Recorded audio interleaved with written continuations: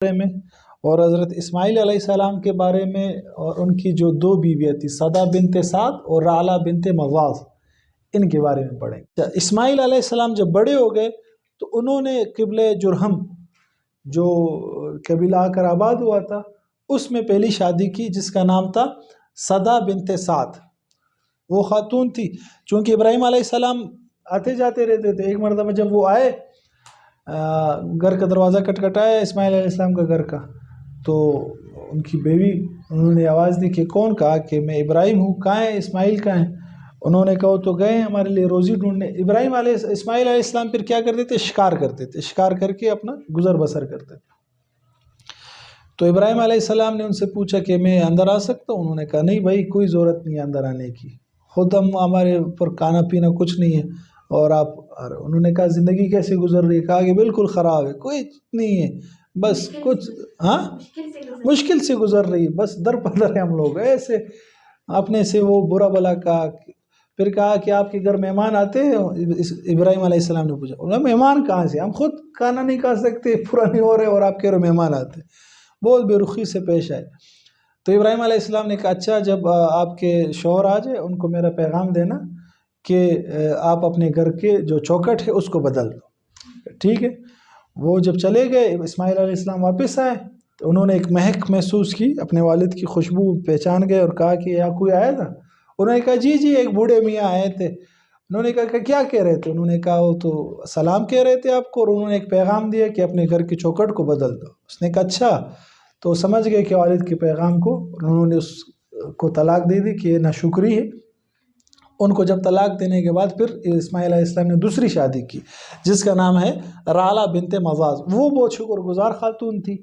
ابراہیم علیہ السلام جب واپس آئے کچھ عرصے بعد، پھر دروازہ کھٹکھٹایا، وہی سیم کہا کہ میں اندر آ سکتا ہوں؟ انہوں نے کہا بالکل آپ آئے، آپ کی خدمت کریں گے، خاطر مدارت کھانا پینا جو ہے وہ۔ اور پھر کہا کہ گھر کے حالات کیسے؟ کہا کہ بالکل اللہ کا شکر ہے، ہر چیز ہے۔ ہم کہا کہ کیا کھاتے ہیں؟ کہا کہ ہم گوشت کھاتے ہیں، پانی پیتے ہیں، اور زبردست ہمارے حالات ٹھیک چل رہے۔ اور کہا مہمان؟ کہاں بالکل مہمان بھی آتے ہیں اور ہم خوش ہیں۔ بہت شکر گزار خاتون تھی۔ ابراہیم علیہ السلام نے کہا کہ میں جا رہا ہوں۔ جب آپ کے شوہر آئے ان کو کہا کہ مضبوط چوکٹ ہے، اس کو نہ بدلو اور اس کی حفاظت کرو۔ پھر اسی طرح اسماعیل علیہ السلام آئے، انہوں نے کہا کوئی آیا تھا؟ کہا کہ جی اس طرح کے بزرگ آئے تھے۔ تو اسماعیل علیہ السلام سمجھ گئے اور کہا کہ وہ آپ کے بارے میں کہہ رہے تھے کہ چوکٹ مضبوط ہے، اس کی حفاظت کروں۔ تو یہ واقعات تھے اسماعیل علیہ السلام کے اور ابراہیم علیہ السلام کے اور لوط علیہ السلام۔ اچھا، لوط علیہ السلام کی قوم کے ساتھ کیا ہوا؟ لوط علیہ السلام کی جو بیوی تھی والہہ، وہ پھر لوط علیہ السلام پر ایمان نہیں لائی اور اپنے قوم کے ساتھ وہ شامل ہو گئی، اور وہ قوم کے ساتھ ان کی باتوں پہ چلتی تھی۔ تو پھر اللہ رب العزت نے جب وہ 3 فرشتے بھیجے، انہوں نے کہا کہ ہم لوط علیہ السلام کی قوم کو عذاب دیں گے۔ پھر اللہ پاک نے ان پہ پتھر برسائے اور ان کی پوری بستی کو اوپر اٹھا کے الٹ دیا۔ آج جہاں جس بستی کو الٹا گیا تھا وہاں ڈیڈ سی ہے، بحر مردار ہے، اردن میں آج بھی موجود ہے، آپ گوگل کر کے اس کو چیک کر سکتی ہے۔ تو پھر لوط علیہ السلام کی قوم اس طرح تباہ ہو گئی۔ لوط علیہ السلام اور جو کچھ لوگ ان پہ ایمان لائے تھے وہ واپس آ کر ابراہیم علیہ السلام کے ساتھ وہاں شہر خلیل میں رہنے لگے۔ اس طرح یہ 3 انبیاء کرام اور ان کی گھر والیوں کے بارے میں آپ نے پڑھا۔ اب یہ بتایا کہ ان سے ہمیں سبق کیا ملتا ہے ان واقعات سے؟ شکر گزاری۔ سب سے مین سبق جو ہے شکر گزاری ہے۔ اگر آپ شکر کریں گی تو اللہ پاک نعمتیں بڑھائیں گے۔ لئن شکرتم لازیدنکم، اگر آپ شکر کرو گی تو اللہ رب العزت فرماتے ہیں کہ میں نعمتیں بڑھا دوں گا۔ وَإِن کفرتم، اگر تم ناشکری کرو گے تو اللہ کا عذاب بہت سخت ہے۔ تو ایک تو شکر کرنا ہے ہر حال میں، ایک تو شکر کہ جس حال میں ہو شکر، اور جس میں شکر آ گئی نا تو اس کو دنیا جہاں کی خوشیاں ملے گی، اور جس میں شکر نہیں ہے وہ کہے اچھا یہ کھانا کیا ہے، یہ تو مجھے پسند نہیں ہے، ہمارے گھر میں تو گاڑی نہیں ہے، ہمارے پاس تو بنگلہ نہیں ہے، ہمارے پاس تو پیسے نہیں ہیں، ہمارے پاس یہ ناشکری ہے۔ جو یہ کہتا ہے اللہ پاک پھر پوری زندگی ان کو اسی حالت میں رکھتے ہیں، اس کو اور کچھ نہیں ملتا۔ لیکن جو کم پہ شکر کرتا ہے اللہ پاک ان کو مزید دیتے ہیں، اللہ پاک ان کو وہ بھی دیتے ہیں جو ان کا وہم گمان بھی نہیں ہوتا، وہ ان کو مل جاتا ہے۔ تو ایک تو اپنے اندر شکر ہم نے لانا ہے، اور خاص کر کے عورتوں میں شکر بہت کم ہوتا ہے۔ تو آپ لوگ ہمت کرے کہ شکر، اگر آپ لوگ شکر کریں گے نا تو آپ کی اگلی نسل بھی آرام و سکون سے زندگی گزاریں گی، اور آپ کے شوہر کو بھی ایکسٹرا کوئی حرام گھر میں لانے کی ضرورت نہیں ہوگی۔ ایک شخص تھے، وہ گھر سے جا رہے تھے، مزدوری کرتے تھے، صبح جاتے تھے پھر آتے تھے، تو ایک دن وہ گئے، مزدوری کی نہیں ملی، واپس آ گئے، گھر میں فاقے تھے۔ دوسرے دن تیسرے دن جب وہ جانے لگے تو اس کی بیوی نے اس کو روکا، کہا کہ خیال کرنا ایسا نہ ہو کہ میری محبت اور میرے بچوں کی محبت آپ کو کئی حرام لقمہ گھر لانے کے اوپر مجبور نہ کرے، کہ آپ ہماری محبت میں جا کے کوئی حرام کام کر کے یا رشوت لے کے یا سود لے کے یا کسی کو دھوکہ دے کے آپ پیسے لے آئے، اس طرح نہیں کر۔ جو عورت شکر گزار ہوتی ہے وہ پھر اپنے شوہر کو یہ نہیں کہتی کہ مجھے یہ چیز لا کر دے دو، یہ لا کر دے دو، اور فلانا ہماری زندگی میں یہ نہیں ہے وہ نہیں ہے۔ اور جو فرما بردار ہوتی ہے، شکر گزار ہوتی ہے، وہ پھر ہر حال میں اپنے شوہر کا ساتھ دیتی ہے اور اپنے گھر والوں کا ساتھ دیتی ہے۔ ایک تو شکر گزاری، دوسرا فرما برداری، ٹھیک ہے، کہ اپنے شوہر کی خدمت کرنا، فرما برداری کرنا، اور اگر شادی نہیں ہے تو والدین کی فرما برداری کرنا، جو والد اور والدہ بتائے، اگرچہ آپ کو لگ رہا ہے کہ یہ غلط ہے، یہ فیصلہ میرے خلاف ہے، لیکن اگر آپ اس پہ اپنے والدین کا یہ فیصلہ سمجھ کے کہ میرے والدین نے کیا ہے اس پہ صبر کر لیں گی تو اللہ رب العزت اسی فیصلے میں آپ کے لیے خیر فرما دیں گے۔ اور اگر آپ نے اپنا عقل استعمال کیا کہ نہیں میں تو ایجوکیٹڈ ہوں، میں نے تو بی اے کیا ہے، میں تو بی ایس کیا ہے، اور میں تو ماسٹرز کیا ہے، میں تو ایکسیلنٹ اکیڈمی میں انگلش پڑھتی ہوں، اور میں تو بہت ہوشیار ہوں، اور یہ میرے والدین تو پرانے زمانے کے آؤٹ ڈیٹڈ لوگ ہیں، ان کو کیا پتہ ہے، ان کو تو کچھ بھی پتہ نہیں ہے، میں فیصلہ کروں گی، میں اپنی زندگی کا فیصلہ خود کروں گی، اور میں یہ اور میں وہ۔ اور آج کل کے جو ڈرامے ہیں اللہ معاف کرے، وہ بھی اسی چیزوں پہ عورتوں کو ابھارتے ہیں کہ آپ آزاد ہو، آپ اپنی مرضی چلاؤ، جو آپ کے دل میں آئے وہ کرو، والدین کو کچھ پتہ نہیں ہے۔ یہ سارا دماغ انہوں نے خراب کیا ہے، جس کی وجہ سے کتنی عورتیں ایسی ہیں جن کی نکاح نہیں ہو رہے، اور جن کے گھروں میں مسائل پیدا ہو رہے، نکاح کے بعد مسائل ہو جاتے ہیں فوراً 4 مہینے میں۔ ابھی ہمارے ساتھ جو تراویح پڑھتا ہے 2-3 سال پہلے ان کے بھائی کی شادی تھی، ہم بھی گئے تھے، کل میں نے پوچھا کیا ہے، کہا کہ بھائی وہ طلاق ہو گئی، 4 مہینے میں طلاق ہو گئی۔ کیوں؟ کہا کہ وہ عورت مس انڈرسٹینڈنگ تھی، انڈرسٹینڈنگ ہی نہیں ہو رہی تھی۔ تو جہاں ناشکری ہوتی ہے، نافرمانی ہوتی ہے، اور جہاں میڈیا انسان زیادہ ڈراموں کو دیکھتا ہے، تو وہاں وہ گھر چل نہیں سکتا۔ یہ میں آپ کو لکھ کر دے رہا ہوں۔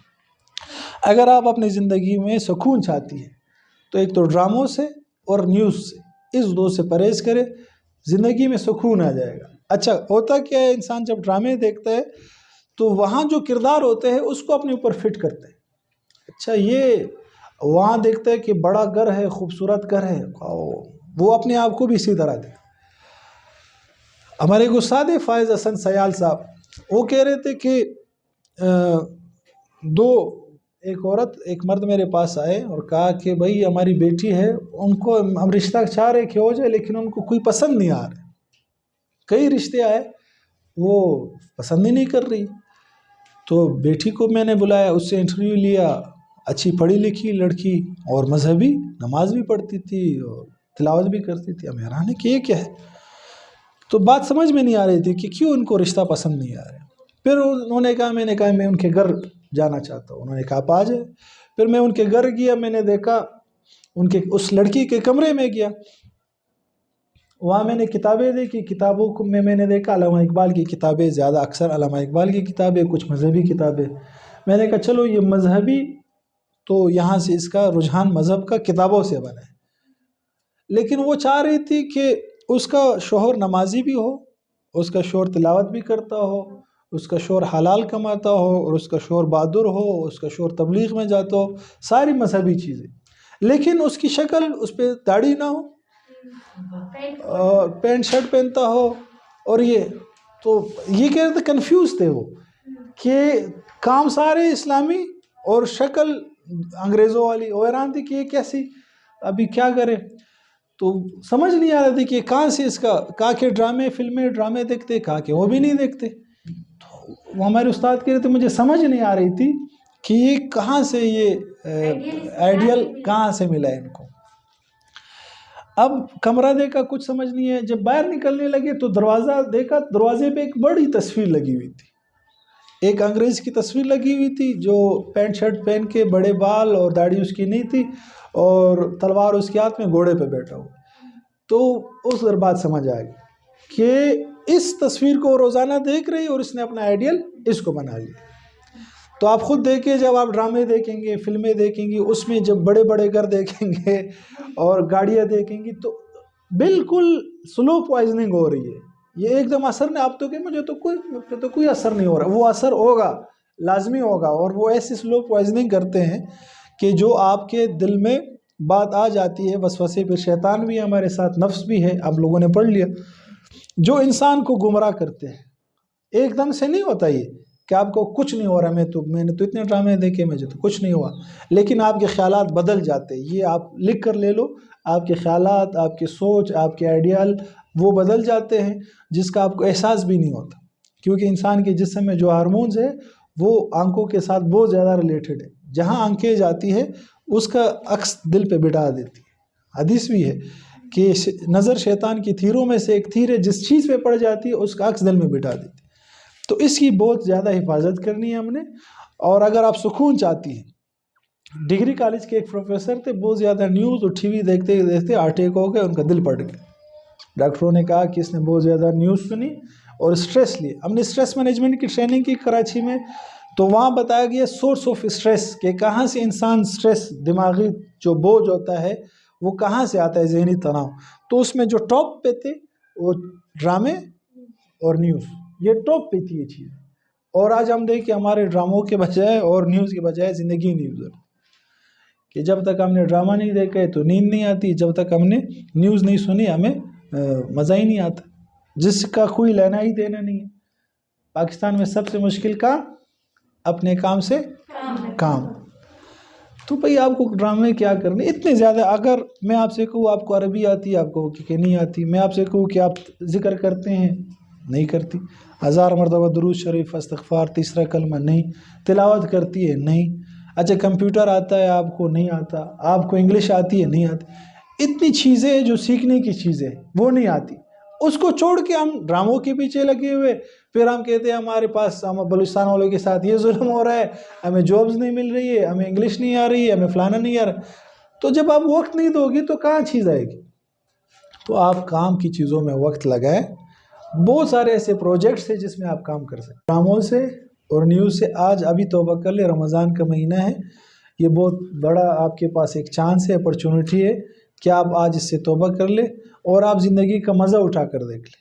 بہت سارے پروجیکٹس ہیں آپ اس میں حصہ شامل کر لیں. ہم ابھی ایک پروجیکٹ شروع کرنے والے ہیں روزانہ صدقے کے حساب سے کہ روزانہ ہر بندہ اپنے بس کے مطابق 100 روپیہ 10 روپے 5 روپے 1 روپیہ صدقہ کرے. اب اس کو پھر ہم روزگار میں لگائیں گے. آج کل بے روزگاری بہت زیادہ ہوگی تو وہ پیسے وقف کریں گے. وقف پول میں جمع کرنے کے بعد لوگوں کو پھر اسکل سکھائیں گے. پائتون سکھائیں گے ڈیجیٹل اسکلز سکھائیں گے. الیکٹریشین پلمبرز جو پڑھے لکھے نہیں ہیں ان کو وہ والی اسکل سکھائیں گے اور جو پڑھے لکھے ہیں ان کو کمپیوٹر کی جو اسکلز ہیں آن لائن کمائی کے طریقے سکھائیں گے امیزون. تو یہ پروجیکٹ اس میں آپ حصہ شامل کر سکتی ہے. 6 جائے کہ غیبت کرنے کے ڈرامے دیکھنے کے اس پہ آئیڈیاز سوچے. اچھا میرے ذہن میں ہے میں نے پہلے کچھ کوشش بھی کی تھی کہ ہم سیرت کے ماڈلز بنائیں. یہ جو واقعات ہم نے سارے پڑھے یہ ماڈلز کی شکل میں ہوں ٹھیک ہے. لکڑی کے اس پہ بنائیں ملتے ہیں بازار سے وہ اس پہ جیسے مثلاً غزوہ بدر ہم نے پڑھ لیا پہاڑ بنائے ہم اور وہاں بیت اللہ کے ایک شبیہ بنائے مسجد نبوی کے بنائے تاکہ پتہ چلے لوگوں کو ہم سیرت پڑھائے تو ماڈلز کی شکل سے پڑھائے یار یہ دیکھو اس طرح ہوا. اب یہ بھی کرنے کا کام ہے لیکن آپ کے پاس تو ٹائم نہیں ہے. بہت سارے کام ہے کرنے کے. اگر آپ صحیح معنوں میں اپنی زندگی کے ساتھ مخلص ہو جائیں آپ اپنی زندگی کے ساتھ جب مخلص ہو جائیں گی تو آپ کے دین بھی بن جائے گا اور دنیا بھی بن جائے گی اور دنیا بھی بن جائے گی اور آخرت بھی بن جائے گی. دنیا تو گزر جائے گی 60-70 سال اینی وے جس طرح بھی وہ گزر جائے گی. اصل زندگی جو نہیں گزرے گی وہ آخرت کی زندگی اس کی فکر کرنی چاہیے. اس کے لیے زیادہ سے زیادہ سوچنا چاہیے کہ میں کون سے ایسے کام کروں جس سے میری آخرت سنور جائے. اور وہ تب ہوگا جب آپ سوچیں گے فکر کریں گے اور اپنی زندگی کو سیریس لیں گے. لیکن اگر آپ کی زندگی کا مقصد صرف ٹائم پاس ہے تو آپ کو کبھی بھی یہ سوچ نہیں آئے گی کہ آپ آخرت سنوار. آپ کی زندگی کے ٹائم پاس ہوگا تو آپ کو جب وقت ملے گا آپ موبائل اٹھا کے ڈرامہ یا فلم یا ٹک ٹاک یا فیس بک، اس میں آپ وقت گزارے گی۔ اور اگر آپ کے زندگی کو سیریس لیں گی تو پھر آپ کو ان چیزوں کے لیے آپ کے پاس وقت نہیں ہوگا۔ آپ کتابیں پڑھیں گی، آپ ریڈنگ کریں گی، ایک مرتبہ آپ ریڈنگ کی عادت پڑ جائے آپ کو، پھر ان چیزوں سے آپ دور ہو جاؤ گے۔ جب ریڈنگ کی عادت نہیں ہے تو پھر خیر یہاں تک ختم کرتے اس پہ۔